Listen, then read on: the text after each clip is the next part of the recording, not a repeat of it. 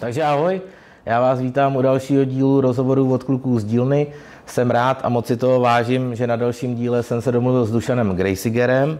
Ahoj Dušane. Zdravím ťa, ďakujem za pozvanie. Je to první díl natáčený na Slovensku a myslím si, že do určitý míry bude trošku jako speciální, protože s Dušanem toho máme hodně společného. Určitě v průběhu toho rozhovoru se k tomu dostaneme. Dušane, jak jsi se dostal k rally? Ďakujem ešte raz za pozvanie.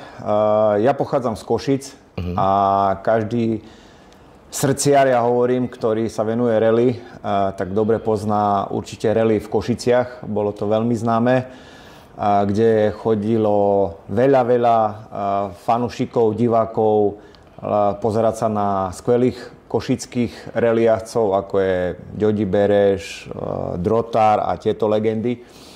Tak všetko začalo tam, ako divák. A časom postupne, ako som začal študovať aj za automechanika, takže tie auta a ten motošport nejak mi prirastlo k srdci a asi tak to išlo pomaly. Najprv ako divák, potom ako mechanik, navigátor, šofér a teraz opäť otec a navigátor. Otec a navigátor. Jak probíhaly ty začátky v tom autě teda? Jestli se můžeme zeptat. Už konkrétně so sebím, alebo... Předtím, ještě úplně ty začátky, úplně ty první starty. Môj dobrý kamarát Fero Blaštík, on mal presne ten istý život, ako vedeme my so sebím. Jeho otec jazdil rally a viedol aj svojho syna. A my ako chlapci s Ferom sme chodili ticho zavidieť jeho auta a sem tam nás aj povozil. Takže všetko prišlo cez neho, hej. Chodili sme s ním po pretekoch, videli sme, ako chutí ten motošport, to rally. A všetko takto sa nabalilo a stupňovalo sa to. A raz som si povedal, že musím aj ja začať jazdiť. A tak sa aj podarilo, hovorím, začal som robiť mechanika, navigátora, potom som začal aj ja jazdiť. Dobře. Měl jsi nějaký jezdecký vzor? Nebo máš do dneška nějaký jezdecký vzor? Jazdecký vzor mám. Samozrejme je to také, myslím si, že známe o mne. A prvýkrát, keď som bol na VRC vo Velse, to bolo v roku 2005, tuším, a vtedy som sa tak platonicky zalúbil do Sebastiana Loeba, ktorý je teraz 9-násobný majster sveta. A preto som povedal, že keď bude mať raz syna, bude sa volať Sebastian, tak sa aj stalo a budeme jazdiť na Citroene. Ideme v jeho šľapajách, zatiaľ sa nám to darí, takže Sebastian Loeb je môj taký veľký vzor. Velký vzor. Dobře, máš nějakou nejoblíbenější rally z pohledu jezdce, spolujezdce a z pohledu diváka? Jezdíš se vůbec dívat po soutěžích, bejvá vám na to nějaký čas? Obľúbenú? No, poviem tak, že veľmi ma ťahá San Marino. Určite to poznáš, legendy, legend. To by sme chceli so sebím ísť pozrieť. Dvakrát alebo trikrát som bol vo Velse, s tým, že tam som žil, tak som to mal bližšie. Ale veľmi sa mi páči Monte Carlo z tých väčších súťaží. Ale na Slovensku, čo môžem povedať, veľmi sa mi páčilo Rally Tatry, Rally Bzenov. A čo môžem povedať, teraz taká veľká srdcovka a dúfam, že sa nám podarí to častejšie odjazdiť, je u vás Rally Kromežiš. To bol veľmi krásny pretek, ktorý hlboko vošiel do srdc, môžem povedať do obidvoch srdc, aj so sebím. Takže môžem povedať, že Rally Kromežiš je srdcovka. Je srdcovka. Dobře. Co považuješ za svůj největší úspěch v té kariéře? To, že môj syn vyhráva a baví ho to, to je môj taký najväčší úspech. Dá sa povedať. A ako myslím si, že sám ako otec si spomínal, že máme spoločný tento, nie že plán, ale jak by som to nazval? Koníček. Tak určite teší aj teba, keď vidíš, že Nelinka urobí nejaký pokrok, alebo ako jej to ide v aute. A to isté, keď ja vidím, že Sebi je na tom stupienku víťazov, tak je to môj najväčší taký pokrok a také najväčšie šťastie, by som povedal. Rozumím. My vlastně okolo toho teď furt chodíme My jsme se seznámili díky sociálním sítím, že jo, víceméně na TikToku, že jo, vydáváte videa, že jo, my jsme dávali videa nějaký s Nelinkou. Jaký je na to tvůj názor celkově na ty sociální sítě? Ja stále hovorím aj v tých videách, že motošport a hlavne rally je krásny šport, ktorý spája ľudí. Ďaká aj rally. Čo je ventil? Ďaká aj rally som spoznal vás. Takže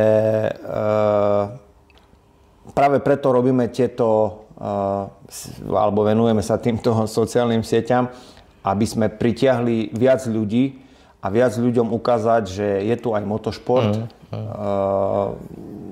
a ktorý sa dá robiť. Hej. A nie je problém, takisto ako sme my začali, kde sme si poskladali prvé auto, dá sa povedať, na kolene a motivovať ďalších ľudí, alebo ďalších chlapcov, alebo ďalšie posádky, otec a syn, otec a dcera, aby sa začali venovať tomu motošportu. Takže preto robíme tieto sociálne siete, lebo majú veľký dosah a možno, že tým našim videom ukážeme a prilákame ďalšie posádky do rally, takže kvôli tomu. To je super, to je úctyhodný. Na druhou stranu, my dva jsme to řešili spolu, že jo, tam hodně často oba dva se jakoby setkáváme s nepochopením, že jo, kdy prostě lidi, kteří nic nedokázali, sedí jenom u počítače, tak prostě kolikrát si přijde, že jsou na tom líp než ty, že ti nahlásí video, oni ti ho dokážou smazat, že jo, ty tady o něco se snažíme, že jo, a je to taková doba prostě obrácená, zvrácená, že jo. Ja hovorím jedno, keď si dobrý, musíš mať aj hejterov. Hej. A keď máme hejterov, tak som rád, lebo tým pádom viem, že to robím dobre. A týmto ľuďom prajem veľa krásnych videí, ktoré budú na nás pozerať a aby si ohryzali nechty pri našich videách. Přesně tak. Ty jsi nám to vlastně vysvětlil, proč jste se dali na auta značky Citroën. Můžeš nám to auto vlastně představit? Je to vlastně auto, se kterým teda závodí tvůj syn, Seb, že jo? Jak moc se to auto liší od sériového auta, od sériové C2? Je to Citroën C2 VTS, je to 1.6, 90 kW, je to 2008 ročník. A viac menej je všetko sériové, s tým, že postupne nechcel som ho hodiť hneď do závodného auta. Chcel som ísť postupne, aby zo sériového auta, keď sa naučí na sériovom aute a postupne mu to vylepšujem, aby zistil ten rozdiel medzi sériovým autom a tým závodným autom. Hej. Jo. Už len to, že dali sme tam závodné gumy a zistil rozdiel, kde môže zrýchlovať. Dali sme tam iný pomer prevodovky, je tam kratšia prevodovka, takže už aj to sa mu vylepšilo. Podvozok je tam sériový, máme tam akurát keramické brzdy a myslím, že viac menej je to čistá séria ešte. A to auto jste si stavili, nechávali jste si tam dělat rám všechno, nebo jste to nějakým způsobem koupili rozestaven, postavený a předělávali? Toto bolo čistá séria, ktorá jazdil na nej chlap na každý deň do práce, z práce, takže my sme ju vykuchali, dali sme ju robiť rám, sedačky a tak sme si ju pomaly doladili. Dobře. Zeptám se tě ze sebím, ty jako otec, kam by si chtěl, aby ten Seb to dotáhnul? Máte to opravdu jako zálibu, jako koníček a chtěl by si na této úrovni, aby to zůstalo, nebo máš ty plány jakoby nejvyšší? Dobrá otázka. Tak robíme to kvôli tomu, že nás to spája. Hej? Ten koníček máme spoločné v srdci so sebím a ten koníček nás spája. Lebo keď sám dobre vieš, keď sadneš do toho auta, tá posádka musia si na 100% veriť, lebo tak či tak ako šofér má povinnosti, takisto má aj navigátor povinnosti. Nie je to také, ako keď ja mu doma poviem, že chod si popratať izbu a on ma na 5. krát počúvne. To si v aute nemôže dovoliť. Tam to dodržiavame, keď mu poviem, že je tam príklad práva 6, tak vie, že je tam práva 6, on mi to dôveruje, ja sa nemôžem pomýliť. Takisto, ja mu dôverujem, ako tú právu 6 prejde. Takže to nás spája. Takže tá otcovská láska sa týmto motošportom a týmto rally stupňuje a upevňuje sa. Takže som veľmi rád, že sa tomu venuje, lebo tá dôvera sa prenáša aj do rodinného vzťahu. Takže to, čo povie mne, máme to nepovie. Hej? Takže som rád a dúfam, že to dosiahne ďaleko, ale uvidíme, čo čas prinesie. Možno, že raz mi povie, že chce chodiť na balet, alebo chce tancovať, alebo neviem, tak bohužiaľ nič sa nedá robiť, budem ho podporovať v tom, čo ho bude baviť. Rozumiem. Zatiaľ ho podporujem v rally, tak dúfam, že ho to bude baviť čo najdlhšie. Vlastně tohle to není sebovo první závodní auto, že jo? Už je to jakoby několikátý. Jak to máte s penězma? Jde to všechno jakoby utáhnout z práce, z vejplaty, nebo máte nějaký sponzory, podporuje vás někdo? Zo začiatku, keď nemáš výsledky, nemáš videa, nemáš fotky, tak všetko musíš ťahať sám. Mal som kamarátov, ktorí fakt s dôverou a podporou nám pomohli treba pripraviť auto, alebo kúpili nám jednu sedačku, kúpili nám jeden pásy alebo niečo tak, takže svojpomocne sme to dali. Mám 3 roboty, takže človek si to musí potiahnuť, ten koníček, sám zo začiatku, ale časom už keď máš aj nejaké výsledky, máš už aj nejaké videá, máš už aj nejaké fotky a už ľudia ťa začnú vnímať, tak už je to, nepoviem, že ľahšie, ale je také jednoduchšie už za niekým prísť, ukázať mu, kto sme, čo sme odjazdili. Takže jednoduchšie už je potom nájsť toho sponzora. Nie je to tak, že by som nemusel robiť, že všetko nám platia, ale podporujú nás aj finančne, aj dá sa povedať, aj technicky, čo sa týka nejakého náradia alebo náhradných dielov. Takže každý ako môže, tak nás podporí. Keď už sme pri tom, by som veľmi rád spomenul VIP Autovrakovisko, čo je aj môj zamestnávateľ, lebo Autovrakovisko si myslím, že patrí do rally, lebo kopec náhradných dielov. Jasne. Wrapstyle, ktorý nám tiež robí polepy, nálepky. Racing Shop, ktorý nám dodáva napríklad sebiemu prilbu, kombinézu, topánky, čo je základ bezpečnosti. DPF Pro, takže týmto ľuďom VZ Service, ktorý nám zapožičal krásnu teplú dielňu, kde si môžeme auto pripraviť, stále vylepšiť. Takže vďaka týmto ľuďom sa posúvame ďalej. Nie je to tak, že by sme už, ja by som už nemusel chodiť do práce, že už iba čakám na peniaze. Jasne. Ale každá pomoc poteší a za tú pomoc im veľmi pekne chceme poďakovať. To je hezký a je vlastně vůbec obdivuhodný, že dneska teda se vůbec někdo najde, kdo chce jakoby pomoct, že jo? To je super. Řekni mi, Dušane, máte nějaký plány na příští rok? No, chcel by som začať asi na začiatku. Začali sme prvú sezónu, alebo pol sezóny sme odjazdili na Citroën Saxo. Potom sme postavili C2, s ktorou máme, tuším, 3. sezónu odjazdenú. A tento rok sme plánovali postaviť Citroën Xara. Ale prišla taká možnosť, za ktorú tiež by som sa chcel poďakovať VIP Autovrakovisku, kde nám prišla taká, jak by som to nazval, z neba taká žiara a dostali sme Citroën C4. Už som to spomínal aj v našich videách, takže túto sezónu ešte budeme jazdiť na C2 a pomaličky si začneme stavať C4 a budúci rok, ak všetko pôjde tak, ako má, by sme už chceli ísť na C4. Chcem ešte, aby C4 je dlhšie auto, aby si aspoň niečo natrénoval, niečo vyskúšal a aby sme v tej novej sezóne 2025 už išli na C4. Na sezónu 2025 jsme se teda bavili, že byste vyrazili s C4. Co bude s C2? C2, tak ako Sebi spomínal, že C2 je jeho miláček, tak nepredáme to, lebo už veľmi nám prirastla k srdci. A tak sme sa preto rozhodli, že urobíme niečo také. Dosť veľa nám ľudí píše, že chceli by aj oni skúsiť alebo privoňať si k tomu motošportu, k tomu rally, ale nevedia, ako začať.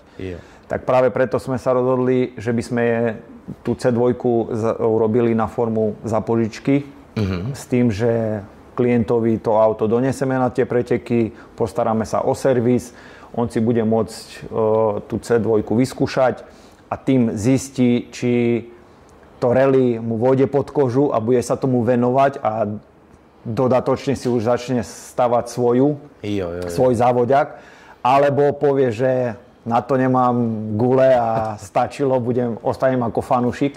Takže chceme na takú formu za požičky to používať. Aby aj druhý mohli si privoňať k tomu motošportu. To je pekný a myslím si, že ne každý by tohle udělal. To je úctyhodný. To auto bolo na to stavané a už len keď jedného človeka by sme dotiahli vďaka našej C2 k motošportu, budeme veľmi radi. Dobře. A závody teda v sezóně 2024, na kterých byste se chtěli ukázat? No, samozrejme, chceli by sme, neviem ako to bude, odjazdiť MRC, čo je Motosport Rally Cup, čo sa jazdí na Slovensku.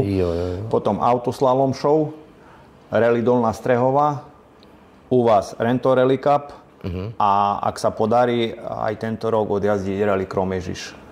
Tieto preteky a tieto seriály by sme chceli odjazdiť. Dobře. A poslední otázka. Vy jste vlastně letos, už jsme to několikrát zmínili, nebo ty jsi to několikrát zmínil, startovali na Rally Kroměříž. Jak to vlastně probíhá? Setkal jsi se jakoby s pochopením teda pořadatelů? Bylo to jakoby s nadšením? Nebo v úvozovkách si je musel jakoby přemlouvat, že se jakoby nic nestane? Setkal jsi se tam s pochopením, že vlastně 10letý Seb tam pojede závody? No, určite áno. A za tú možnosť by som sa im chcel veľmi tiež pekne poďakovať, lebo vidno, že sú to srdciari a robia tento šport. Je to rodina, ktorá sa venuje tomu motošportu so srdcom. Či otec, či syn, dcera, proste my sme ich osobne spoznali a tam to bolo cítiť, že sú srdciari. Sám dobre si videl, ako to predbehalo im na Rally Legend. To je jak u nás pomaly svadba, že to hralo všetkými farbami. Pochopením áno, ale keď zistil, že koľko má rokov, sa chytal za hlavu, že wow, dali nám tú možnosť, držali nám palce cez celý pretek. Na konci prišli a s pokorou nám zablahoželali, pochopili a keď ti príde zablahoželať pán jazdec, ktorým je, tak veľmi to poteší na srdci, že dá ti taký pretekár, čo celý život sa venuje tomu rally a príde a dá ti fakt takú silu a takú motiváciu ti zapraje, že taký pretek asi neexistuje, čo by sme odjazdili. Rozumiem. Je to veľká podsta, že sme tam mohli byť. Lebo tento pretek, ako som spomínal, veľmi, veľmi vošiel do našich srdc a veľmi často na ňom spomíname. Rozumím. Dušane, já ti přeju mnoho sil. Přeju ti, vím, že to není snadný 3 práce, že abyste to vůbec nějak jakoby utáhli. Tobě jakoby z pohledu otce ti hrozně fandím, hrozně vám to prostě přeju, abyste to dotáhli daleko. Jsem rád, že jsme mohli uskutečnit tenhle rozhovor a třeba se někde ještě potkáme a natočíme další díl a povíme si, kam to Seb dotáhnul. Ďakujem veľmi pekne za to, že ste si našli aj vy čas, že ste prišli z takej diaľky k nám. A je to veľká tiež podsta od nás, že sa venujete tak rally, ako sa venujete, lebo hovorím, ten motošport je krásny šport a treba sa mu venovať. A veľmi fandíme aj tebe, aj Nelinke, lebo sklbiť robotu a ešte aj natáčať a jazdiť po celej, už teraz aj na Slovensko. Je to či finančne náročné, alebo aj časovo náročné. Takže veľmi, veľmi pekne ti ďakujem za to. Taky děkuju.